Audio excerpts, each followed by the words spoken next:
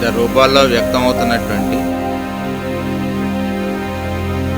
ఒకే ఒక వెలుగైనటువంటి మాస్టర్ గారి యొక్క దివ్య పాదపద్మాలు ఈ సంవత్సరం మాస్టర్ గారి యొక్క శత జయంతి ఉత్సవాల్లో భాగంగా మన తాడిపత్రి కేంద్రంలో గురు పూజా మహోత్సవాలు జరుపుకుంటున్నాం.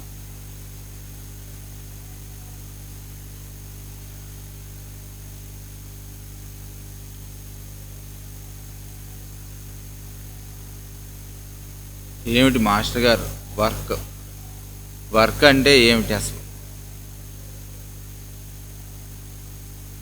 వర్క్ అంటే ఏమిటండి? వర్క్ అంటే పని అండి. పని అది చేసే విధానాన్ని, ఏ వర్క్ని ఎప్పుడు ఎలా చేస్తే మనకి ఇతరులకి కూడా ఉపయోగకరంగా ఉంటుందో ఆ రకంగా ఆచరించి ఆదర్శప్రాయంగా చూపించినటువంటి వాళ్ళు పరమగురు. అటువంటి పరమగురుల యొక్క పరంపరలో మన అందరి కోసం కూడా మార్గదర్శనం చేయిస్తున్నటువంటి పరమగురువు మన మాస్టర్ ఈకే గారు.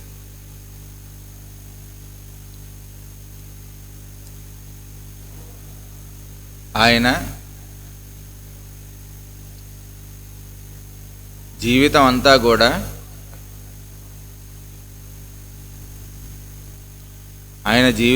కూడా పరమగురుల యొక్క ప్రణాళికగానే నడిచింది. అంటే ఆయన అంటే మహానుభావుడు కాబట్టి ఆయన నడవగలిగాడు. మనం అందులో ఏం చేయగలం అంటే ఇంకోళ్ళకి పనికి వచ్చేటువంటి పని, దానిని వాళ్ళ నుంచి మనం ఏమీ ఆశించకుండా చేసి పెట్టగలగటం అనేటువంటిదే యజ్ఞార్థ కర్మ అని చెప్పారు. కర్మ అంటే ఏమనుకుంటున్నారు? యజ్ఞార్థ కర్మ అంటే ఏమనుకుంటున్నారు అని వాటి గురించి మనకి భయం వేసేటట్టు ఆయన ఏం చెప్పలే. చాలా సులువైనటువంటి, మనలో కూర్చుని ఇష్టాగోష్ఠి అంటే కూర్చుని సరస సల్లాపాలు ఆడుతున్నాడు కృష్ణుడు అని చెప్పి మనం నవలల్లో ఏదైతే చెప్పుకుంటాం అలాగా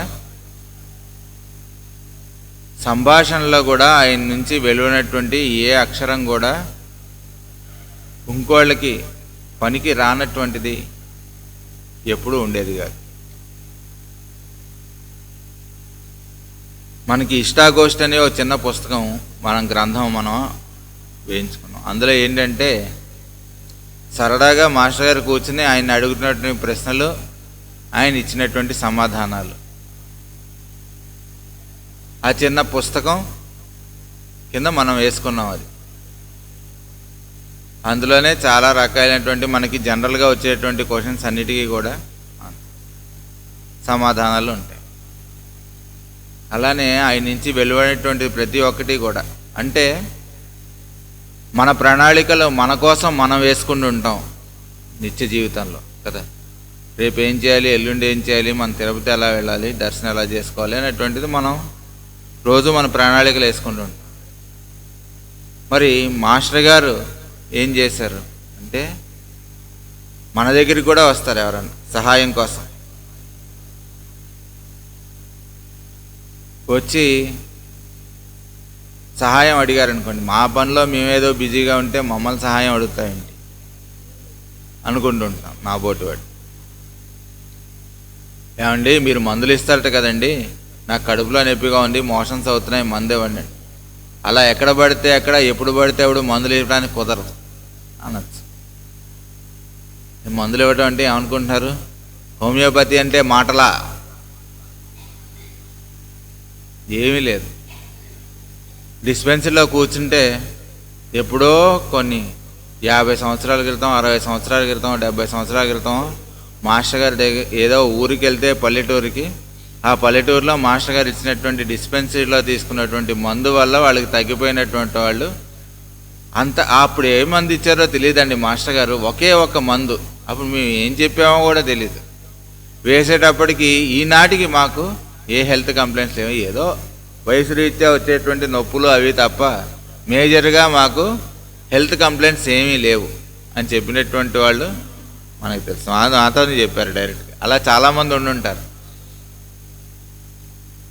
ఎప్పటికప్పుడు మనకి మాస్టర్ గారి గురించి మొత్తం అంతా తెలిసేమో అనిపిస్తుంటుంది. మళ్ళీ ఎవరైనా వచ్చి ఇలాంటి విషయాలు చెప్పేవాడికి మాస్టర్ గారి గురించి మొత్తం తెలిసేది ఎవరు? ఏదైనా విషయం అంతే, విషయం మొత్తం మనకి తెలిసేమో అనిపిస్తుంది, కానీ ఇంకా తెలుసుకోవాల్సినటువంటిది కొంత ఉంటుంది. అలా వర్క్ అనేటువంటిది ఎప్పటికప్పుడు ఎవరికి వారికి సూచింపబడుతూ ఉంటుంది. దాన్ని అనుసరించి వెళ్ళాలి, అదే కర్తవ్యం అని చెప్పి.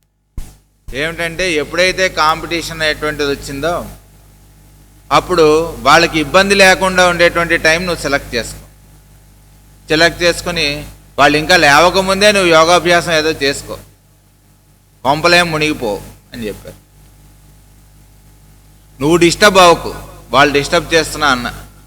ఏం చెప్తారు మాస్టర్ గారు? ఎలా ఉంటాం మనం? కళ్ళు మూసుకొని మాస్టర్ సివివి నమస్కారం అనుకోగానే చుయ్యమని కుక్కర్ మోత వెనకాల నుంచి వస్తుంది. ఏమిట్రా ఇంత ధ్యాన నిమగ్నున్నై ఉండగా ఏమిటి డిస్టర్బెన్స్ అనిపించవచ్చు నా బోటి వాడు. ఎందుకంటే తర్వాత మళ్ళీ నువ్వు వెళ్ళేటప్పటికి నీకు కావాల్సినటువంటి వంట చేసి పెట్టకపోతే, ఎంత యోగాభ్యాసం చేసినా టైంకి పడకపోతే ఇంకా మిగిలినవన్నీ అవవు కదా, అవి మర్చిపోతుంటాం అన్నమాట మనం. ఇంట్లో మన ఇల్లే మన ప్రథమ పాఠశాల,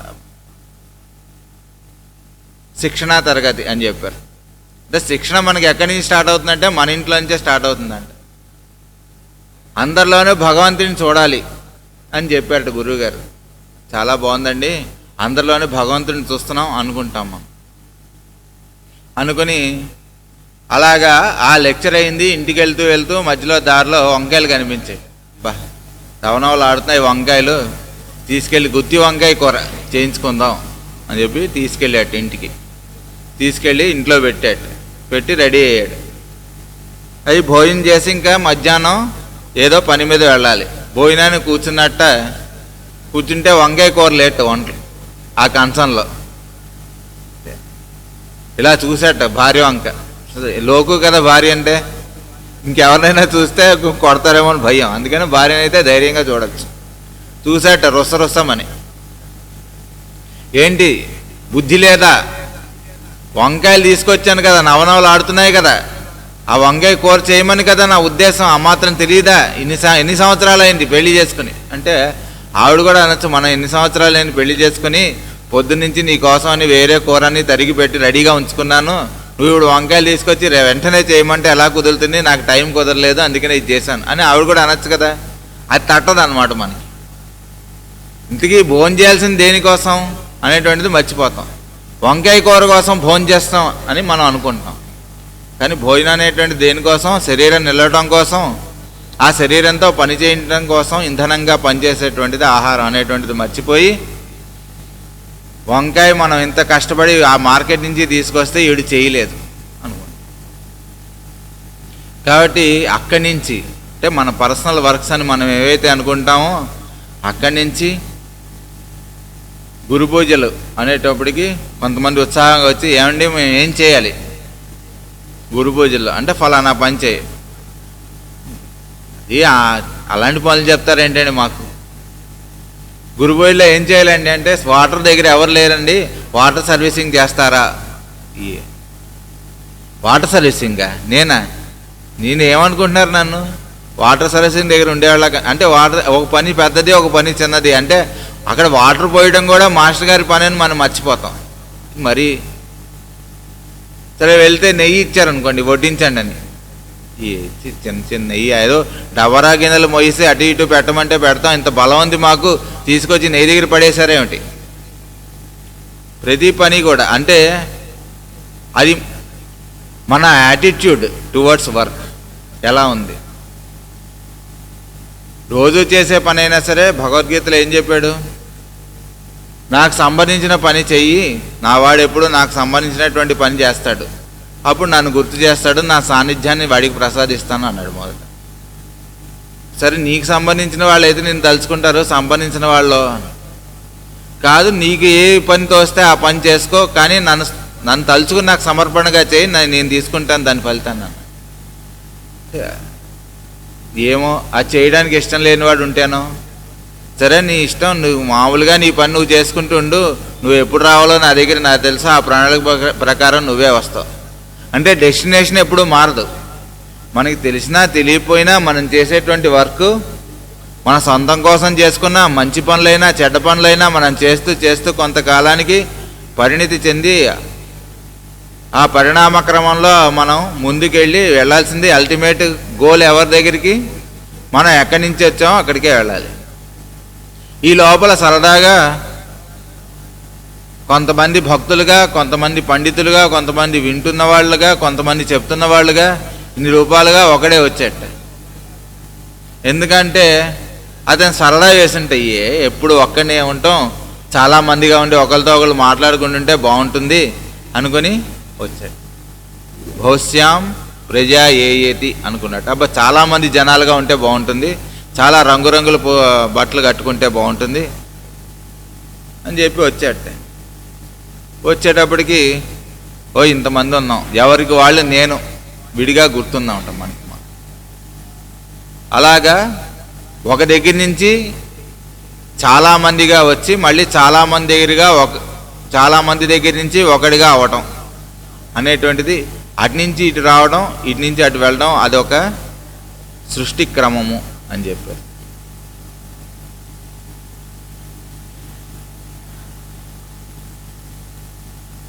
అయితే ఈ చిన్న పని పెద్ద పని అని లేకుండా ఇంకోళ్ళకి పనికొచ్చే పని ఎప్పుడైతే మనం చేయటం మొదలుపెట్టామో మన సామర్థ్యాన్ని బట్టి మనకి ఆ నెక్స్ట్ మనకి కర్తవ్యంగా మన పని మన దగ్గరికి రావడం అనేటువంటిది మొదలుపెట్టాం.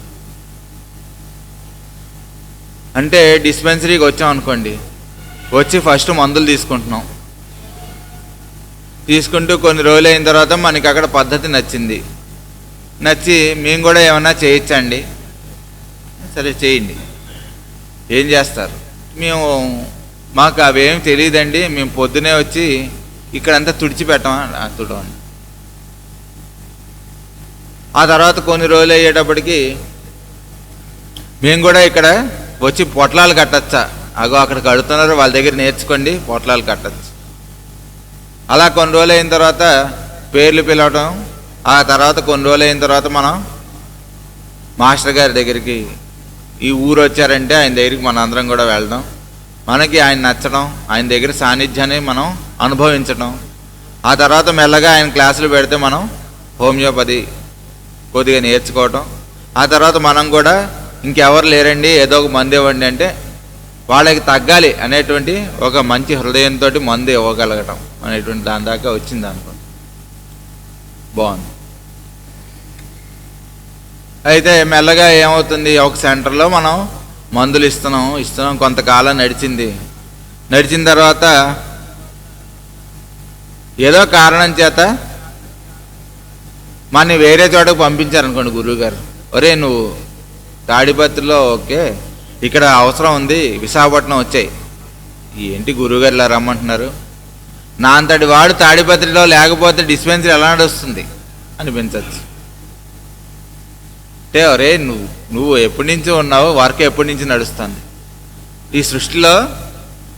అసలు సృష్టి అంటేనే యజ్ఞార్థ కర్మ. సృష్టి ఎలా మొదలైంట?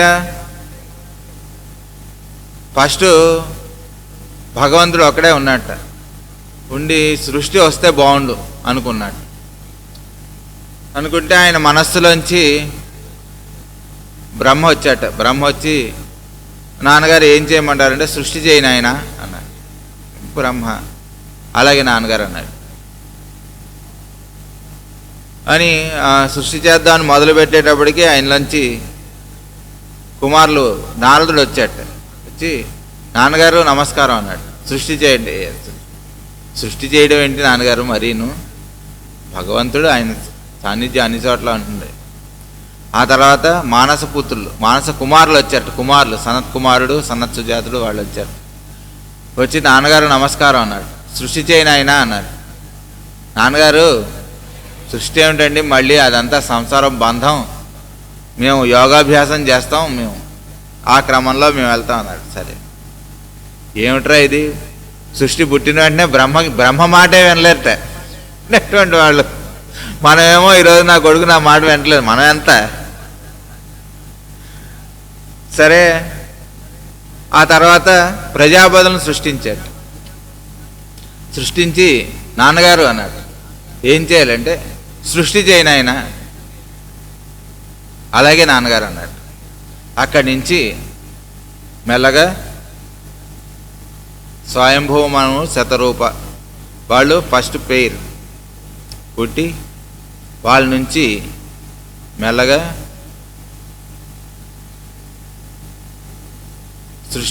సృష్టి అనేటువంటిది, అంతకుముందు సృష్టి అనేటువంటిది ఏంటి అంటే ఆకాశం, వాయువు, పంచభూతాలు జన్మించడం, మన మహత్తు ఇవన్నీ జన్మించడం, ఇవన్నీ కూడా ఫార్మ్ అవటం, వీటన్నిటినీ కూడా సృష్టి అంటారు. అది బ్రహ్మాండ సృష్టి. మన పిండాండ సృష్టిని ఏమంటారు?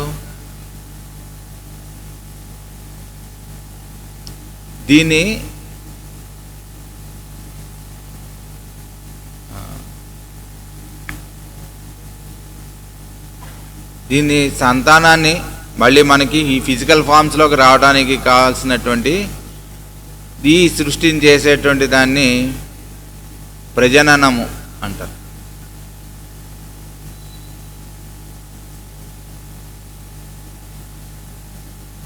సృష్టి అంటే ఈ పంచభూతాలు, మనస్సు ఇవన్నీ పుట్టేటువంటిది. దానికి ఏం ఫిజికల్ బాడీతో పని లేదు. కానీ ఈ ఫిజికల్ బాడీస్ ఒకసారి ఫార్మ్ అయిన తర్వాత అక్కడి నుంచి మనకి ఈ ఫిజికల్ ఫార్మ్స్ ఫార్మ్ అవడం, మన దేహాన్ని నిర్మాణం చేయడం, వీటన్నిటినీ కూడా ఈ సంతానోత్పత్తి ఇవన్నీ కూడా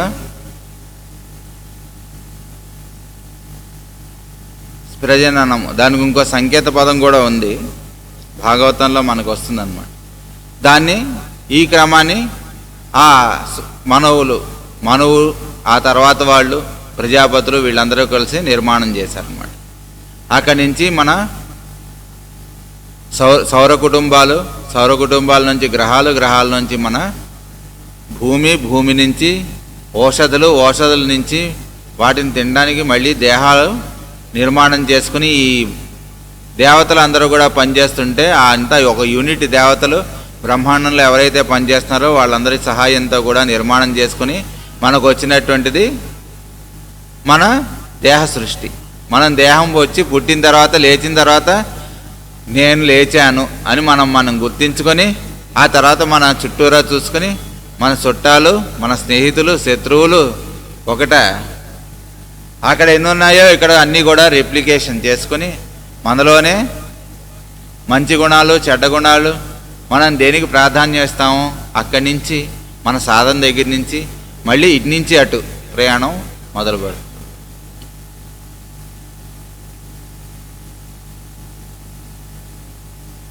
కాబట్టి ఇదంతా కూడా ఎందుకు చేయాలి, ఎందుకు చేయడం, ఎలా చేయాలో అనేటువంటిది ఒక ప్రణాళిక ఉంటుంది. దాని ప్రకారం చేయడం, ఎందుకు చేయడం అనేటువంటిది మన ఇష్టం కాదు. ఎందుకంటే సృష్టి వచ్చి ఆ భగవంతుడి దగ్గర నుంచి మన దాకా ఎలా వచ్చిందో చూసాం కదా. ఇంత వచ్చిన తర్వాత ఇప్పుడు మనం మేల్కొని ఇదంతా ఎందుకు వచ్చింది అంటే నీ ఇష్టం కాదురా అన్నారు. ఏదో నువ్వు ఇందాక చెప్పావు కదా, వంకాయ కూర తెచ్చుకొని వంకాయ కూర ఎందుకు చేయాలంటే నాకు ఇష్టం అంటే ఇంత బోడి నీకే నీ ఇష్టం అయినప్పుడు భగవంతుడి ఇష్టం ఉండదా? నేను సృష్టించిన ఈ బ్రహ్మాండాలు సృష్టించినటువంటి భగవంతుడి ఆయన ఇష్టం సృష్టి చేయడం. ఆయన సృష్టి చేయడం మొదలెట్టిన తర్వాత చాలా కాలం తర్వాత మనం వచ్చి ఇదంతా ఎందుకు చేయాలి అంటే ఎందుకు చేయాలంటే నీకు తెలిసేటువంటి టైం వచ్చేటువంటి వరకు అప్పుడు వరకు వెయిట్ చేయడం, లేకపోతే పెద్దలు చెప్పినటువంటి మార్గాన్ని మనం తీసుకుని వాళ్ళు ఇచ్చినటువంటి మార్గంలో మనం కూడా నడవడానికి మొదలు పెట్టకపోతే ఏమవుతుందంటే ఏమవుదు. ఈ మన ఈ ఫిజికల్ ప్లాట్ఫామ్ అంతా కూడా మన బాడీస్ వచ్చిన తర్వాత ఇవంతా కూడా ఏమన్నారు, ఒక డ్రామా అన్నారు, ఒక నాటకం అన్నారు. ఒక్కొక్కసారి ఈ నాటకంలో నువ్వు బాగా రాజుని చేస్తారు, నువ్వు పొంగిపోకు, ఇది ఒక డ్రామా అని గుర్తుపెట్టుకో, నాటకం అని గుర్తుపెట్టుకో. ఒక్కొక్కసారి మనం పుట్టిన తర్వాత ఒక బిచ్చగాడిని చేస్తారు, అప్పుడు కుంగిపోకు, ఎందుకంటే ఇది ఒక నాటకం అని గుర్తుపెట్టుకో. ఈ నాటకంలో నీ పాత్ర ఏంటో నువ్వు తెలుసుకో. చుట్టుపక్కల ఉన్నటువంటి పాత్రలతో నీకు ఉన్నటువంటి రిలేషన్ ఏంటో చూసుకో. నువ్వు ఆడవలసినటువంటి నాటకం, నీ పోర్షన్ ఏంటో గుర్తుపెట్టుకో. వాళ్ళతో ఎటువంటి గొడవలు లేకుండా నీ నాటకాన్ని రసవత్తరంగా నువ్వు చక్కగా ఉండేటట్టు నడవడిక నువ్వు చూసుకున్న తర్వాత ఒకసారి ఈ బాడీ తీసేసిన తర్వాత నువ్వు రాజువు కాదు, బిచ్చగాడివి కాదు, నువ్వే. కాబట్టి ఇది ఎలా తెలుస్తుంది అంటే సాధన చేస్తే తెలుస్తుంది. సాధన అంటే ఏమిటి అంటే మీకు ఏదో మంత్రం ఇస్తారు, మీరు వెళ్ళి ఎక్కడో కూర్చుని ఈ మంత్రం చేస్తుంటే కొంతకాలానికి మీకు అదేంటో తెలుస్తుంది, ఆ మంత్రశక్తి మీకు వస్తుంది, అప్పుడు మీరంటే మీరెవరికో తెలుస్తుంది. అదొక పద్ధతి. అయితే ఎక్కడికి వెళ్ళక్కర్లేకుండానే మనం ఎక్కడ ఉన్నామో అక్కడే ఈ చుట్టుపక్కల ఉన్నటువంటి మనుషుల రూపంలో, వాళ్ళతో మనకు ఉన్నటువంటి రిలేషన్ రూపంలో, వాళ్ళకి మనం చేయాల్సినటువంటి కర్తవ్యం రూపంలో, పని రూపంలో ఇదంతా కూడా వాసుదేవుడి యొక్క లీల అని గుర్తుపెట్టుకొని ఆ రకంగా మన ప్రవర్తనని నడుపుకుంటూ మనం చేసినటువంటి కర్తవ్యాన్ని నిర్ణయం చేసుకుంటూ తద్వారా మన కర్మం చేయటం అనేటువంటిది ఒక సాధన. ఈ సాధనలో ఏమవుతుందంటే, ఎందుకండి కష్టపడుతున్నారు మీరు అంటే మోక్షం అనేటువంటిది ఉంటుందండి, ఆ మోక్షం కోసం ఇప్పుడు సాధన చేస్తున్నాం. మనలో చాలామంది అంతే కదా, మనం అంటే మోక్షం అంటే ఇక్కడ కాక వేరే ఎక్కడో ఉంటుందని మన నమ్మకం గట్టిగా. కాబట్టి ఇక్కడ ఎందుకు మీరు దానం చేస్తున్నారంటే తర్వాత మనం బాడీ వదిలిన తర్వాత ఎక్కడో మోక్షం వస్తుందండి, అందుకోసం దానం చేస్తున్నాం. కానీ ఆయన ఏమండు, ఆయన భగవంతుడు ఎలా ఉంటాడు, సాక్షిభూతుడుగా ఉంటాడట. మనకి ఎన్ని అభిప్రాయాలు వస్తే అన్ని అభిప్రాయాలుగా ఆయన చూస్తూ నవ్వుతూ ఉంటాడట. మనం ఏడుస్తుంటే ఆయన చూస్తూ ఉంటాడట, మనం నవ్వుతుంటే చూస్తూ ఉంటాడట, మనం బాధపడుతుంటే చూస్తూ ఉంటాడట, మనం సంతోషిస్తే చూస్తూ ఉంటాడట. ఏంటండి అలా చూస్తూ ఉండడం తప్ప ఆయన ఏం చేయడా? అక్కర్లేదు. చిన్నపిల్లాడు ఉన్నాడు అనుకోండి, వాడికి ఒక 2 రాళ్ళు కనిపించాయి అనుకోండి, ఒక రాయి హీరోగా ఒక రాయి విలన్గా వాడు అనుకుని ఆ 2 రాళ్ళతో కొట్టుకుంటూ వీడు కొట్టుకుంటున్నారని చెప్పి ఆడుతున్నారు అనుకోండి. అప్పుడు వాడికి ఈ రాయి మీద విలన్ అన్నాడు కాబట్టి దీని మీద ప్రేమ లేదు, ఈ రాయి మీద వీడు హీరో అన్నాడు కాబట్టి దీని మీద ప్రేమ, విడిగా ద్వేషం అనేటువంటిది ఏమైనా ఉంటాయా? సో అంత ఆట. అలానే భగవంతుడికి మనం ఇంత బాధపడుతుంటే భగవంతుడు ఏం చేస్తున్నాడు? ఆయనకేం పని లేదా? మనం అంత ఇంపార్టెంటా? ఈ బ్రహ్మాండం ఎంత ఉంది అసలు? అందులో సౌర కుటుంబాలు ఎన్ని ఉన్నాయి? అందులో మన సౌర కుటుంబం ఏదో ఒక చిన్న సౌర కుటుంబం మంది. ఆ సౌర కుటుంబంలో ఎన్ని గ్రహాలు ఉన్నాయి? సూర్యుడి దగ్గర నుంచి ఈ గ్రహాలన్నింటిలో ఒక చిన్న గ్రహం మంది. ఆ గ్రహంలో 3 వంతులు నీళ్లు, 1 వంతు భూమి. ఆ 1 వంతులో బోళ్ళు ఖండాలు, ఆ ఖండాల్లో ఒక ఖండం మంది. ఆ ఖండంలో మనది ఒక చిన్న దేశం, ఆ దేశంలో మనది ఒక చిన్న రాష్ట్రం, ఆ రాష్ట్రంలో మనది ఒక చిన్న జిల్లా, ఆ జిల్లాలో మనది ఒక చిన్న ఊరు, ఆ ఊర్లో మన చిన్న ఇల్లు, ఆ ఇంట్లో మనం ఎంత ఉన్నాం, మన ప్రాబ్లమ్స్ ఎంత? భగవంతుడు చూడలేదా అంటే చూస్తూనే ఉన్నాడు ఇవన్నీ. కాకపోతే వీటిలోంచి నువ్వు ఏది చూడగలవో అనేటువంటిది ఆయన చూస్తావేమో, ఆయన వంకని చూస్తుంది. అంటే మనం కూర్చుని భగవంతుడిని ఎదురుకుండా పెట్టుకుని మేము మిగిలిన మనం చేయాల్సినటువంటి కర్తవ్యం అంతా మానేసి ఆయన ప్రార్థన చేస్తూ మనకు కావాల్సినటువంటి అవ్వాలి. అంటే ఎంతసేపు ప్రార్థన చేసిన తర్వాత అయినా సరే మనం లేచిన తర్వాత భోజనం చేయాలి కదా. అప్పటికైనా మన సొంతంగా మన పని మనం చేయాలి. అలా కాకుండా మన కర్తవ్యాన్ని మనం చేస్తూ దాని ఫలితాన్ని భగవంతుడికి వదిలేయటం అనేటువంటిది ఏ రోజు అయితే మొదలు పెడతామో ఆ రోజు మనకి ఇది ఉంది ఇది లేదు అనేటువంటి లేకుండా, మనకు కావాల్సినటువంటిది అంటూ ఏమీ లేకుండా ఉన్నటువంటి రోజున మనకి కలిగేటువంటి హాయి ఆనందం ఏదైతే ఉందో అది బయట నుంచి వచ్చేటువంటి సన్నివేశాల వల్ల వాటి వల్ల డిస్టర్బ్ అవ్వకుండా ఆనంద స్థితిలోనే మనం ఉండగలగడం అనేటువంటిది మనకి మెల్లగా అలవాటు అవుతుంది. అందుకోసం ఈ ఆనందమయ జీవితం అనేటువంటిది ఏదైతే ఉందో ఆ ఆనందాన్ని ఆనందించడం కోసం మనకి భగవంతుడు ఈ రకమైనటువంటి శరీరాన్ని వీటన్నిటిని ఇచ్చి హాయిగా ఉండరా నాయన అన్నాడు. మనం అలా తప్ప మిగిలిన రకాలుగా ఉంటున్నాం. కోపంగా ఉంటున్నాం, బాధగా ఉంటున్నాం, ఈర్ష్యతో ఉంటున్నాం, అసూయతో ఉంటున్నాం. కానీ ఆనందంగా ఉండటం ఏదో అప్పుడప్పుడు మనకు తెలియకుండా మనం అనుకున్న జరిగిన ఆ క్షణంలో ఆహా నేను అనుకున్న జరిగిందని ఒక 10 నిమిషాలు 5 నిమిషాలు ఆనందంగా ఉంటున్నాం. మళ్ళీ తర్వాత నుంచి ఇలా పక్కకు చూసేటవాడికి వాడు ఇలా చూస్తున్నట్టు ఎవడో ఏంటో నేను ఆనందంగా ఉంటే చూడలేకపోతున్నాడు వాడు అనుకుంటాం. మళ్ళీ అక్కడి నుంచి మొదలు. కాబట్టి సగం ప్రాబ్లం ఏంటంటే మిగిలిన వాళ్ళందరూ మన ఏమనుకుంటున్నారు అనేటువంటిది ఒక పెద్ద ప్రాబ్లం మనకి. ఏమో ఇలా చేస్తే వాళ్ళు ఏమనుకుంటారు, మీరు ఎందుకండి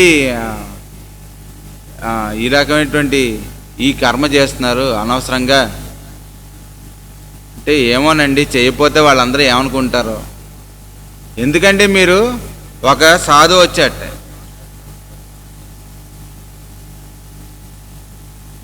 వచ్చేటప్పటికి వీడు బిగించుని కూర్చున్నట్ట, కూర్చుని కదలకుండా ఉన్నాడు. వీడికి ఏమో కాళ్ళు నొప్పుడుతున్నాయి, లేచి ప్రశాంతంగా కూర్చోవచ్చు.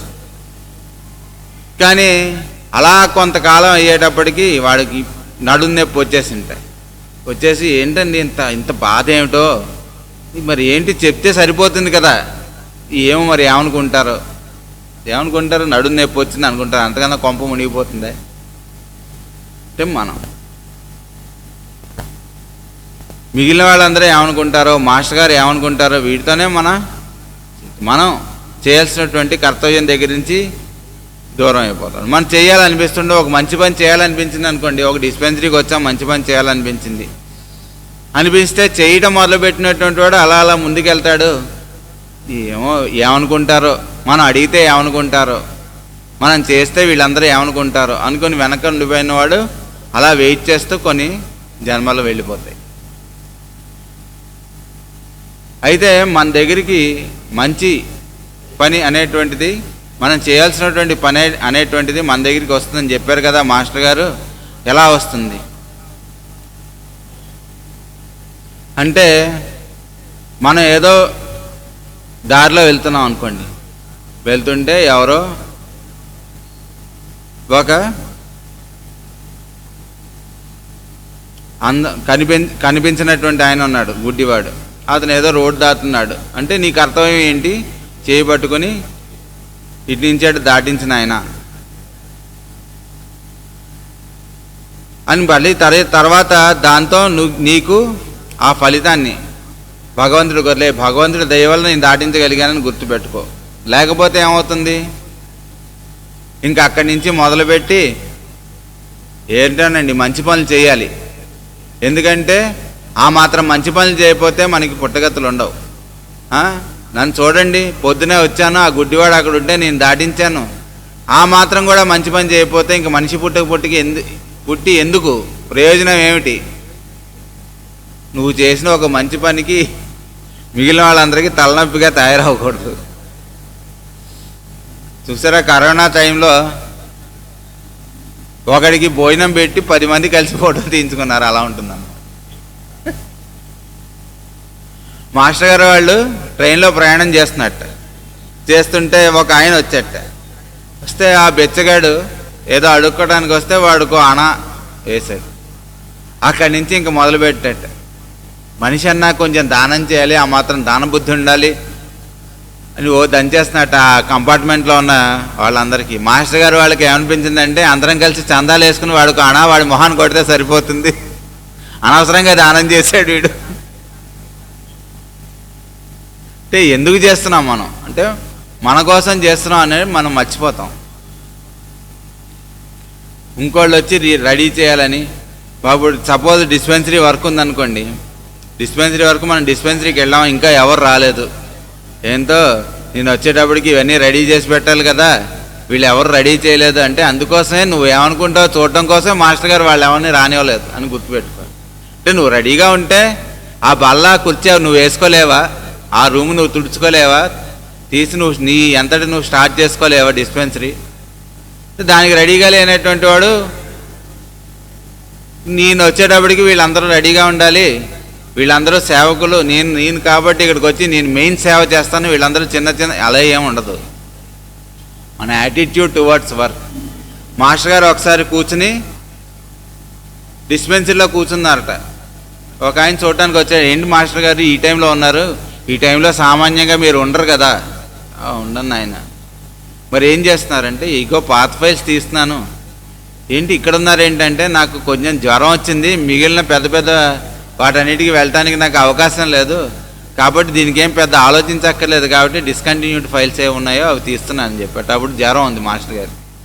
అంటే నాకు జ్వరం ఉంది కాబట్టి నేను పని చేయలేను, అనవసరంగా నా దుంపదేగా అసలే 99 జ్వరం, ఇంకేం పని చేస్తామని ముసుగు పెట్టి తన్ని పడుకోవచ్చు, ముసుగు తన్ని పడుకోవచ్చు అలాంటి వాడు. కానీ మాస్టర్ గారు వర్క్ అనేటువంటి దాని దగ్గరికి మనం ఎలా వెళ్ళాలి, మన నుంచి వచ్చేటువంటి చిన్నదైనా సరే మిగిలిన వాళ్ళు పనికొచ్చేటువంటి పని ఎలా చేయొచ్చు అనేటువంటిది ఆయన ఆచరించి చూపించారు. ఆయన జీవితం మొత్తం కూడా ఇంకోళ్ళకి కావాల్సినటువంటిది ఏంటో అది అందించడమే ఆయన జీవితం. గ్రంథాలైనా అలానే వచ్చాయి, ఉపన్యాసాలైనా అలానే వచ్చాయి, హోమియోపతి అయినా అలానే వచ్చింది, జ్యోతిషం అయినా అలానే వచ్చింది. ఏం చేసినా సరే ఆయన నుంచి వచ్చినటువంటివన్నీ కూడా ఆయన నుంచి ద్వారా వచ్చినటువంటివే. ఆయన ఎందుకు వచ్చారంటే ఆయన ద్వారా ఇవన్నీ రావడం కోసం వచ్చారు. చాలా చోట్ల చాలాసార్లు ఆయన ప్రస్తావించారు. ఏంటంటే ఒక్కోసారి ఒక చోట ఏమన్నారంటే పని అనేటువంటి దానికి మనం దాని దగ్గరికి వెళ్ళి చేయటం అనేటువంటిది మనం ప్రాక్టీస్ చేయాలి. పనే మన దగ్గరికి వస్తుంది, కానీ దాన్ని ఎలా చేయాలనేటువంటి దాని మీద మనం డిస్కషన్ చేసినటువంటి దానివల్ల ఏం ఉపయోగం ఉండదు. పని అనేటువంటిది ఎప్పుడు చేయటం వల్ల మనం ధన్యత, మన జన్మ ధన్యత వస్తుంది. కానీ దాని గురించి ఆలోచించడం, చేసేసిన తర్వాత అబ్బా ఏమీ ఎలా పని చేసామని చెప్పుకోవడం కోసం, ఈ రకమైనటువంటి ఇప్పుడున్నటువంటి సమయాన్ని కాల్చుకోవడం కోసం కాదు పని. దీన్ని అర్థం మీ అందరికీ సరిగ్గా అర్థం అవడం కోసం, దానిలో మీ చేత ఆచరింపజేయడం కోసం, ఆ రకమైనటువంటి మనస్సు మీకు కలగడం కోసం, అంటే పని చేయాలి అనేటువంటిది మన సంకల్పం కలిగి చేయడం ప్రారంభించడం. మనం కనీసం ఒకసారన్నా మన జీవితంలో చేయడం కోసం, ఆ రకమైనటువంటి ఆసక్తి మనకు కలగడం కోసం, ఆ రకమైనటువంటి ఆచరణలో మనం దిగటం కోసం, ఆ రకమైనటువంటి ఇవన్నీ కూడా మనకి చక్కగా విడమల్చి చెప్పడం కోసం నేను వచ్చాను అని చెప్పారు మాస్టర్ గారు.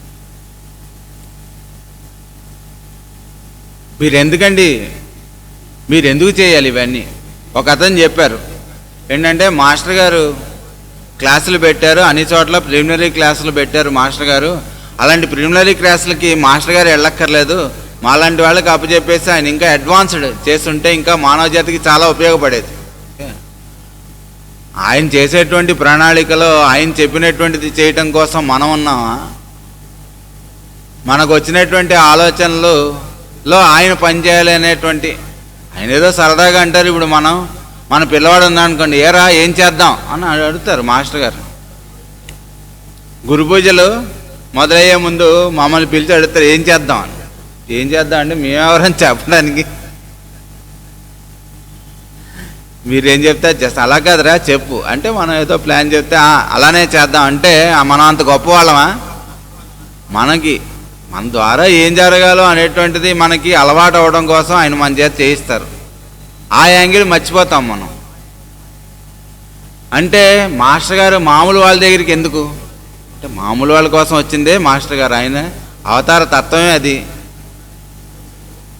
మాస్టర్ గారు స్పెషలైజ్డ్ వాళ్ళకి, అడ్వాన్స్డ్ వాళ్ళకి చెప్తుంటే వాళ్ళు ఇంకా 10 మందికి పనికొస్తారు. అలా ఆకాశంలో ఎగరడం కోసం మాస్టర్ గారు అలా చాలామంది ఉన్నారు, అలా అలా చేయదలుచుకుంటే మాస్టర్ గారికి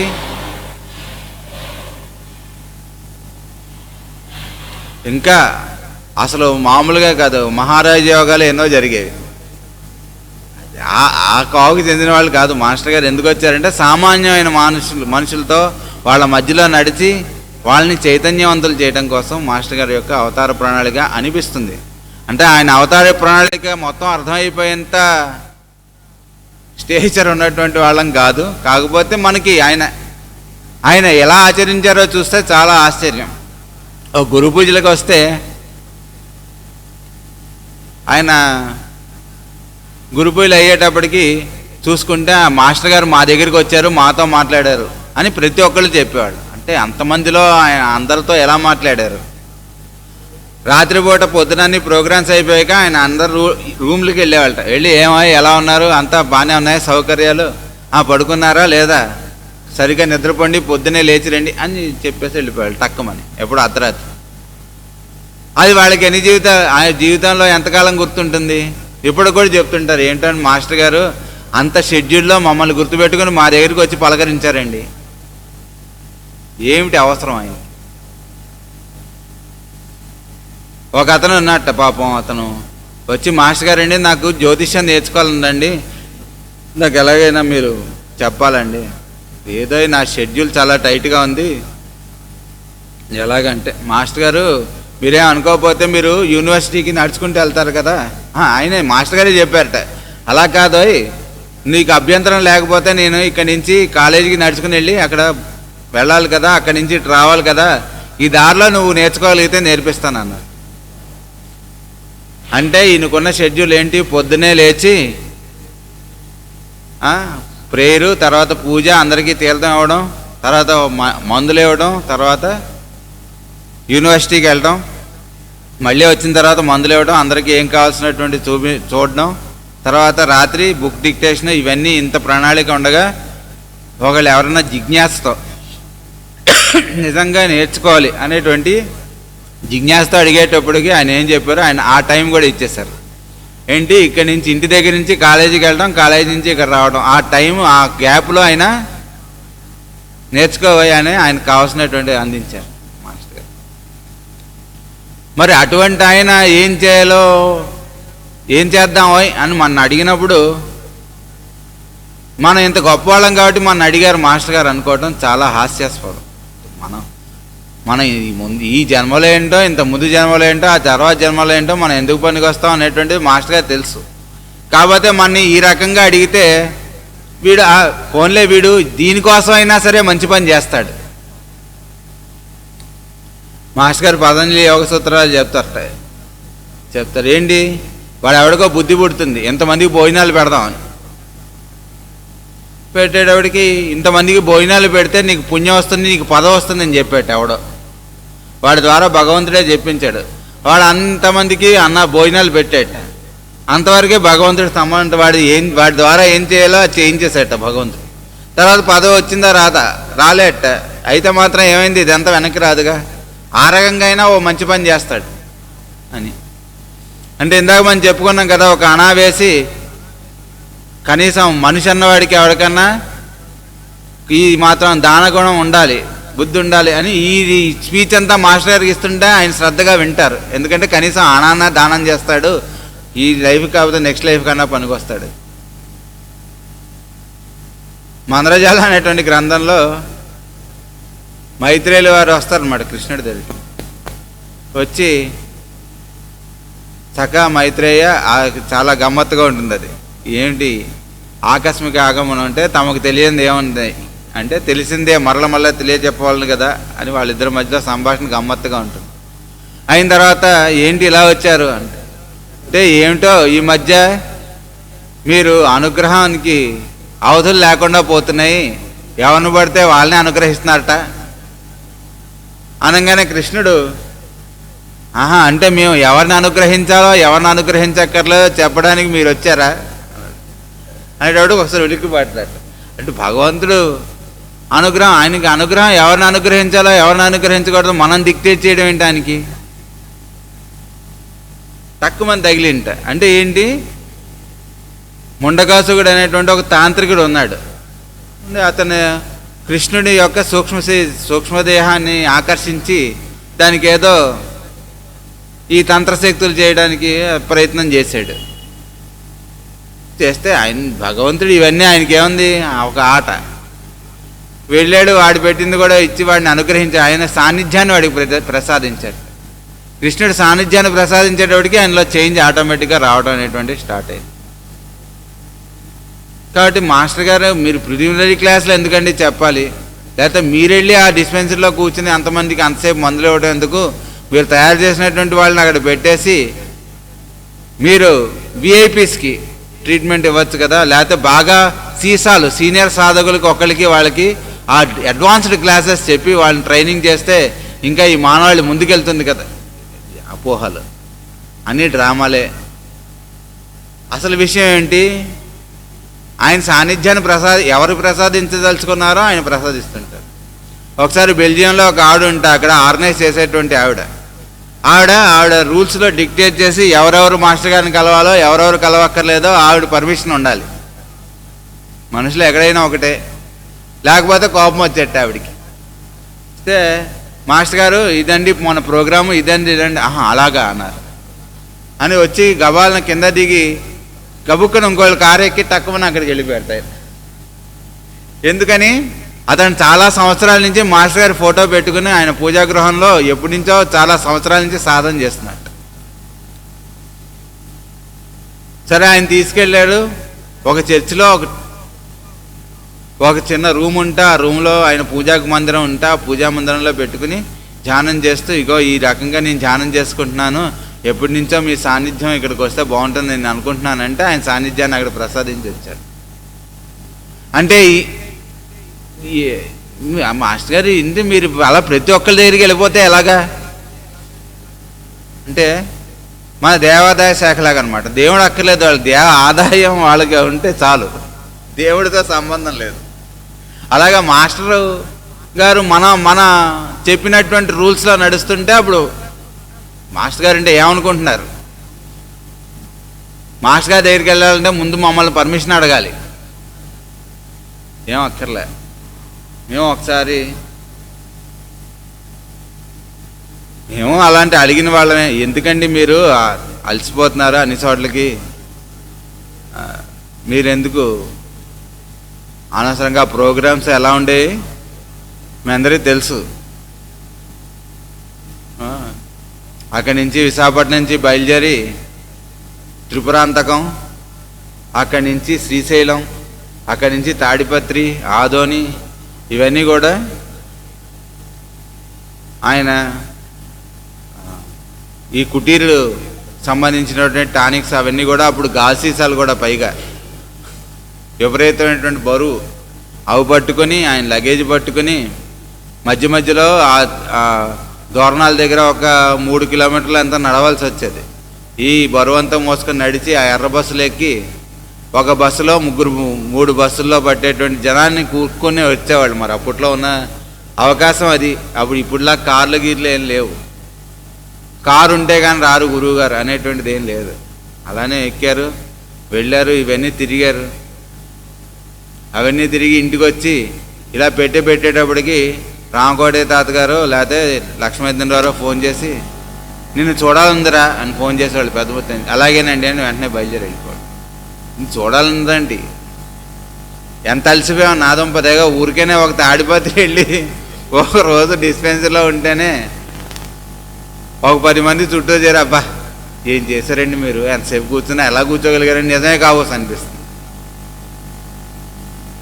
ఒకసారి బుజ్జిబాబు దగ్గరికి వచ్చారు ఒక ఆయన, మాస్టర్ అండి అసలు ఎలా చేస్తున్నారండి మీరు, డే అండ్ నైట్ ఎప్పుడు కూడా చాలా బాగా సర్వీస్ చేస్తున్నారు, ఇన్ని చోట్లకి డిస్పెన్సరీలకు వెళ్తున్నారు, ఇంతమంది మీకు గుర్తుంటున్నారు, ఎవరి గురించి ఏదడిగినా వాళ్ళు తప్పు చెప్తారు తప్ప మీరెప్పుడు మర్చిపోరు, మేము ఏదో చెప్తే ఇది కాదని కరెక్ట్ చేస్తారు, ఇవి కాకుండా మా పర్సనల్గా మా జీవితాల్లో సంబంధించినటువంటి అన్ని సలహాలు ఇస్తుంటారు, అసలు మీరు ఎలా చేయగలుగుతారండి ఇవన్నీ అని చెప్తున్నారు. ఈ డిస్పెన్సరీ అయిపోయింది, లాస్ట్లో అన్నీ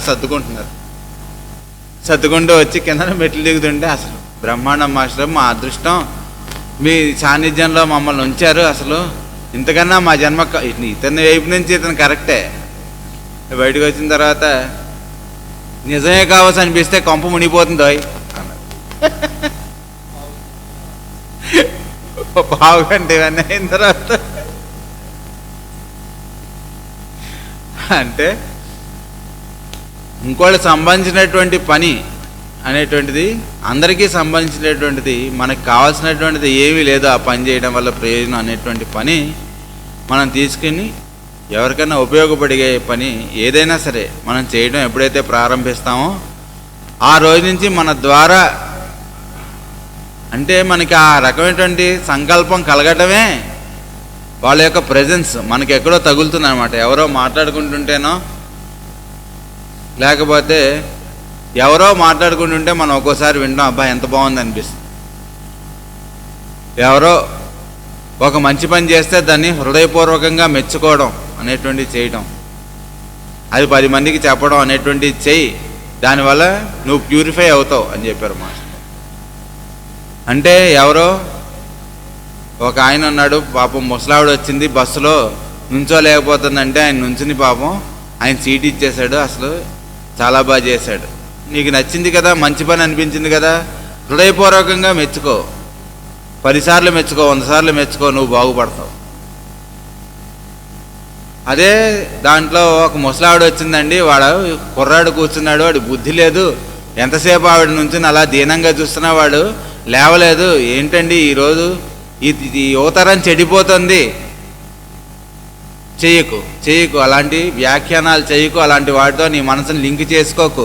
ఎందుకంటే ఈ కామక్రోధాలు ఇవన్నీ ఏవైతే ఉన్నాయో వాటి ప్రదర్శించే వాళ్ళని మనం చూడడం అనేటువంటిది చేసి వాళ్ళ ప్రవర్తనని మనం పదే స్మరించుకుంటుంటే మనలో ఉన్న రాగద్వేషాలు కామక్రోధాలు అనేటువంటివి యాక్టివేట్ అయ్యి మనం అటువైపు ప్రేరేపింపబడతాం అని చెప్పారు మాస్టర్ గారు.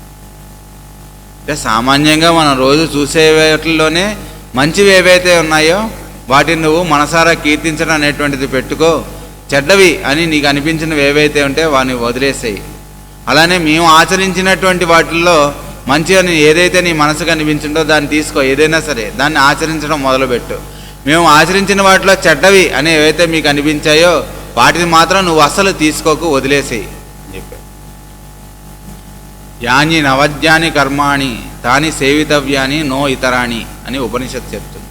అంటే నాయన మేము చేసినటువంటి పనుల్లో నీకు మంచిది, ఇది పనికొస్తుంది అనే ఏదైతే ఉంటుందో దాన్ని నువ్వు జీవితంలోకి తీసుకుని ఆచరణగా పెట్టుకుని ఆచరించడం ప్రారంభించు.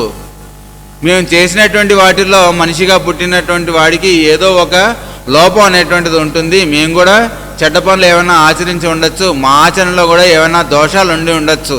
కానీ నువ్వు ఆ దోషాలను చూసి ఆ దోషపూరితమైనటువంటివి నువ్వు స్వీకరించి నీ జీవితంలో వాటిని మాత్రం స్వీకరించకు, వదిలేసి నువ్వు స్వీకరించడానికి కావలసినటువంటి లక్షణాలు ఏవైతే మాలో ఉన్నాయో అవి స్వీకరించిన ఆయన అని గురువు శిష్యుడికి చెప్తారు. అంటే ఈ సనాతన ధర్మంలో మనకి మొట్టమొదటి నుంచి వచ్చినటువంటిది ఏమిటి అంటే నిష్కామ కర్మయోగం అనేటువంటిది మనకి భగవంతుడు ఏదైతే అలవరచడానికి ఆయన ప్రయత్నం చేశాడో ఆయన అవతారమైనటువంటి మాస్టర్ గారు కూడా ఈ 100 సంవత్సరాల నుంచి మనకి ఏం చేయిద్దాం అనుకుంటున్నారంటే ఏమీ లేదు, 10 మందికి పనికొచ్చేటువంటి పని అనేటువంటిది ఏదైతే ఉంటుందో దాని నుంచి మనం ఏం ఆశించకుండా, అంటే ఇన్ని సంవత్సరాల నుంచి మేము గురుపూజలో పని చేస్తున్నాం అండి, అయినా మాకు స్టేజ్ మీద పిలిచి బట్టలు పెట్టలేదు అంటే ఈ బట్టలు పెట్టడం కోసం పని కాకుండా పని కోసం పని చేయడం అనేటువంటిది నేర్చుకో. ఏంటో ఇన్ని సంవత్సరాల నుంచి మేము డిస్పెన్సరీకి వస్తే మేము ఇక్కడ వర్క్ చేస్తున్నాం అండి, మమ్మల్ని రికగ్నైజ్ చేయలేదు, ఆ రికగ్నైజేషన్ వదిలేసాయి, నాకు పని చేయటం అనేటువంటిది నువ్వు పెట్టుకో. ఏంటోనండి ఇంతకాలం నుంచి మేము ఇన్ని సంవత్సరాల నుంచి వడ్డలు చేస్తున్నాం, అయినా సరే మేము ఇక్కడ వడ్డల దగ్గరే పెడుతున్నారు కానీ గురువుగారు అక్కడ స్పీచ్ చెప్తున్నారు, అక్కడికి వెళ్ళి ఉండడానికి మాకు టైం సరిపోవట్లేదు. ఈ థాట్ని తీసేసి నిన్ను ఎక్కడ పెట్టారో ఆ వర్క్ చేయడం అనేటువంటి దాని మీద శ్రద్ధ పెట్టు, చెయ్యి, నువ్వు బాగుపడతావు. అది ఆ వర్క్ అనేటువంటి దాని ఇంపార్టెన్స్ దగ్గరికి మనం చేసుకొని అక్కడ మనకి భగవంతుడి యొక్క సాన్నిధ్యం అనేటువంటిది ఎప్పటికప్పుడు లభిస్తుంటుంది. ఎందుకంటే ఒక ఆవిడ పరమ గురువులో ఒకరైనటువంటి జీసస్ క్రైస్ట్ని పిలిచి ఆయన యొక్క ప్రసంగాలు పెట్టింట. చెప్తున్నారు, కోలాహలంగా జనాలందరూ వచ్చారు, ఓ మహావైభవంగా జరుగుతుంది, అని కూడా ఆయనేమో చెప్పిన తర్వాత లోపలికి వెళ్ళాట. వీళ్ళ సిస్టర్ ఒక ఆవిడ ఉంట. ఇవి వచ్చినటువంటి వాళ్ళందరికీ కూడా కావాల్సినటువంటి తినడానికి తాగడానికి కావాల్సినటువంటి పదార్థాలు ప్రిపేర్ చేసి ప్రసాదం అనేటువంటి తయారు చేసి పెడుతుంది అందరికీ. ఆవిడకి తీరిక లేదు. ఆవిడ దగ్గరికి వచ్చేటప్పటికి ఆయన కాళ్ళ మీద పడి, మీరు మా కోసం ఎంతో దయార్ద్ర హృదయంతో వచ్చి మమ్మల్ని అందరినీ ఉద్ధరించడం కోసం మీరు ఇక్కడ చెప్తున్నారు. నేను మీ దగ్గరికి రాలేకపోయాను, నేను ఎంతో పాపాత్మురాలని, నన్ను క్షమించండి అని. అదేం లేదు, నువ్వు ఏదైతే చేస్తున్నావో అదే చేయాలని వాళ్ళందరికీ చెప్తున్నాను. నువ్వు చేస్తున్నావు కాబట్టి వాళ్ళందరూ నా దగ్గరికి వచ్చారు, నేను నీ దగ్గరికి వచ్చాను. అలాగా భగవంతుడు మాస్టర్స్ మన దగ్గరికి వాళ్ళ సాన్నిధ్యాన్ని ఎప్పుడు ప్రసరిస్తారంటే ఈ రకమైనటువంటి వర్క్ యొక్క ఇంపార్టెన్స్ మనం తెలుసుకొని ఆ వర్క్ ద్వారా మనం లింకప్ చేసుకోవటం అనేటువంటిది చేస్తే సృష్టి క్రమంలో చేసేటువంటి వర్క్ వల్ల భగవంతుడు బ్రహ్మాదులకే సాన్నిధ్యాన్ని ప్రసాదించాడు. కాబట్టి చిన్నదా పెద్దదా అనేటువంటిది ఏమీ ఉండదు. ఇంకోళ్ళకి కావాల్సినటువంటి పనిని మనం చేయటం అనేటువంటిదే అదే నిజమైనటువంటి వర్క్. అంతే ఇంట్లో అయినా సరే, బయట అయినా సరే, చుట్టుపక్కల వాళ్ళతో అయినా సరే అదే సత్యం. కాబట్టి ఆ రకమైనటువంటి వర్క్ వైపుకి మన బుద్ధులను మాస్టర్ గారు ప్రచోదనం చేయుదురుగాక అని మరొకసారి మీ అందరి రూపాల్లో ఉన్నటువంటి మాస్టర్ గారి యొక్క దివ్య పాదపద్మాలకు నమస్కారం. వాసుదేవ.